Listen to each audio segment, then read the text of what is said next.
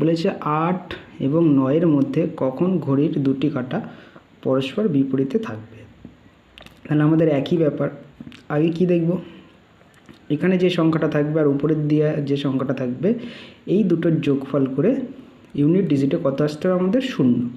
তাহলে 20 আর 3 যোগ করলে কত হয় 23, ইউনিট ডিজিটে 0 আসছে না, তাহলে প্রথমে অপশান কেটে দেবো। আর আমাদের মাল্টিপল দেখার দরকারই নেই, যেহেতু ফার্স্ট ক্রাইটেরিয়া কি আমাদের যে ইউনিট ডিজিটে 0 আসছে কি না, যদি এসে যায় তারপরে আমরা চেক করব সেকেন্ড কন্ডিশন যে সেটার মাল্টিপলে আছে নাকি, না হলে কোনো দরকারই নেই।